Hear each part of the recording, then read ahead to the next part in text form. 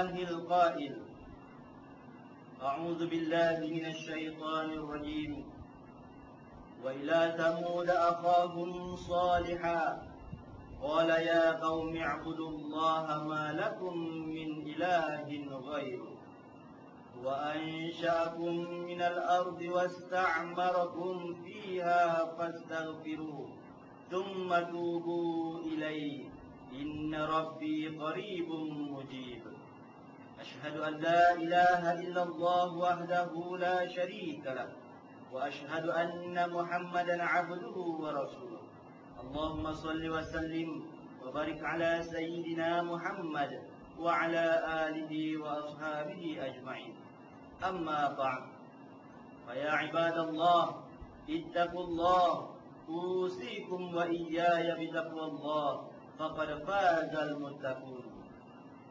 Sidang Jumaat tetamu Allah yang dihormati sekalian, marilah kita sama-sama meningkatkan usaha bertakwa kepada Allah Subhanahu wa taala dengan cara melaksanakan amal ibadah, dan kita menghindari segala perbuatan keji, maksiat, serta mengamalkan nilai-nilai murni yang baik dari segi percakapan, perbuatan dan tingkah laku. Semoga kita tergolong di dalam kalangan orang-orang yang beriman dan beramal soleh.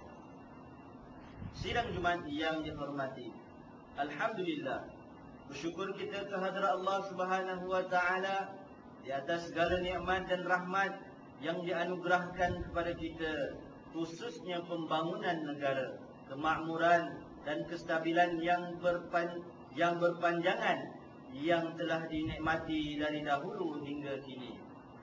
Justru kita boleh merancang pembangunan dan keperluan kita dengan sempurna mengikut acuan sendiri sehingga rakyat dapat menikmati kemajuan ini.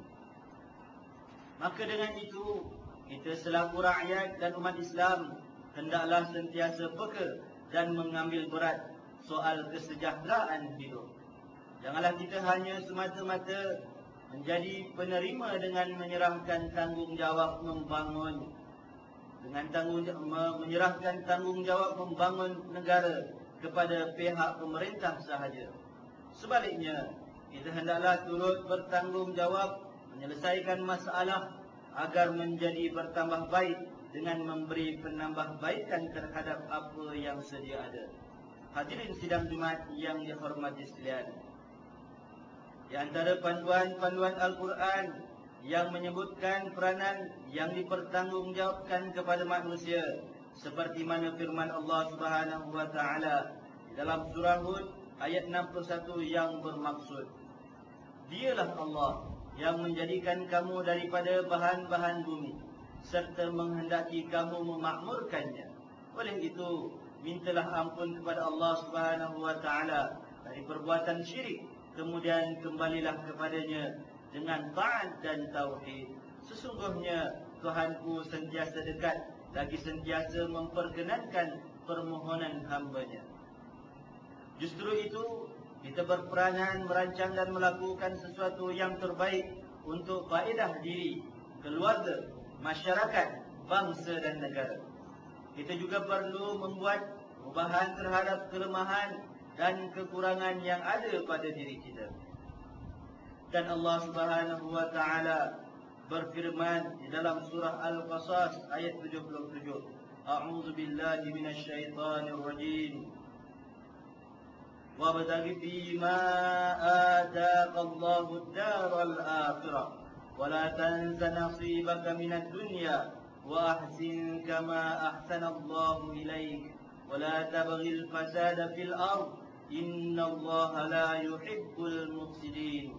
Maksudnya, dan tuntutlah dengan harta kekayaan yang telah dikurniakan Allah kepadamu akan pahala dan kebahagiaan hari akhirat, dan janganlah engkau melupakan bahagianmu, yakni keperluan dan bekalanmu dari dunia.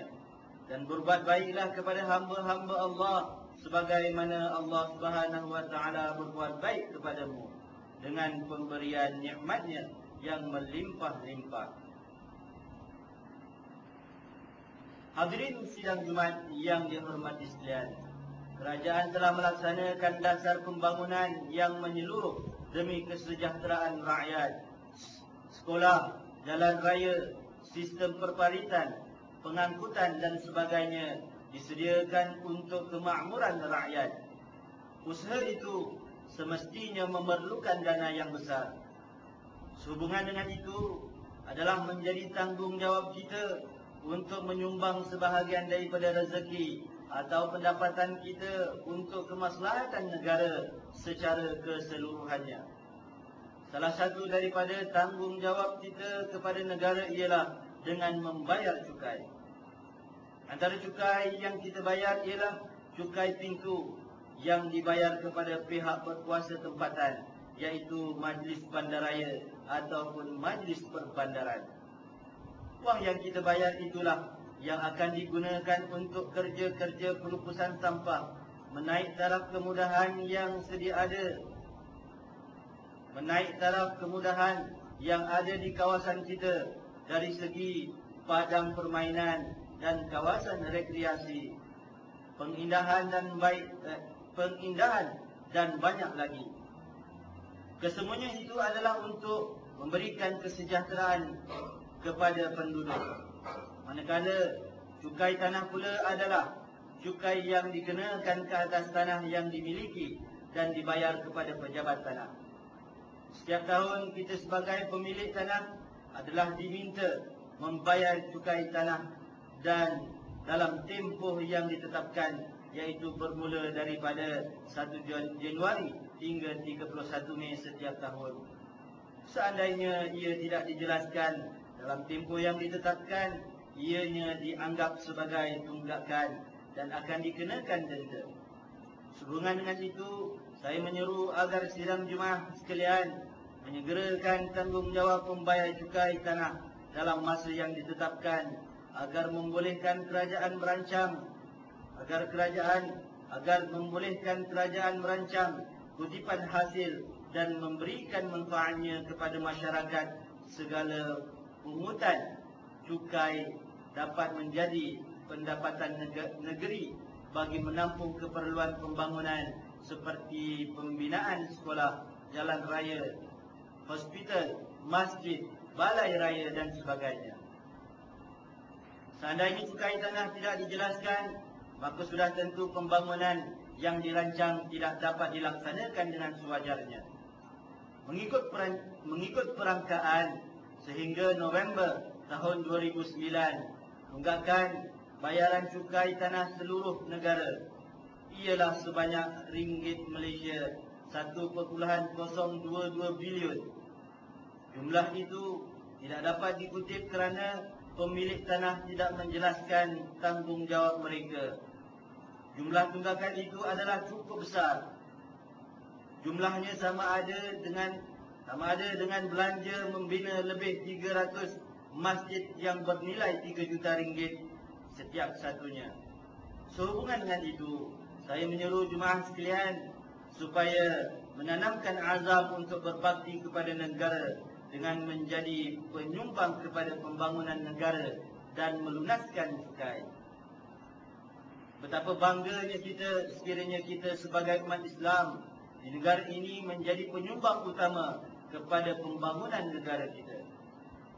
Sidang jemaah yang dirahmati Allah sekalian, tidak membayar cukai adalah satu hutang, dan amalan berhutang tidak sepatutnya dijadikan budaya dalam masyarakat kerana akan timbul banyak keburukan.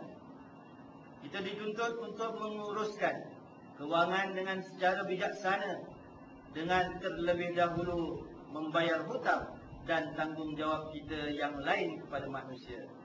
Sekiranya kita bersikap bertangguh dalam melaksanakan kewajipan, kesannya negara dan negeri tidak dapat merancang pendapatan dengan sebaiknya, menyebabkan berlakunya kemudaratan dalam masyarakat.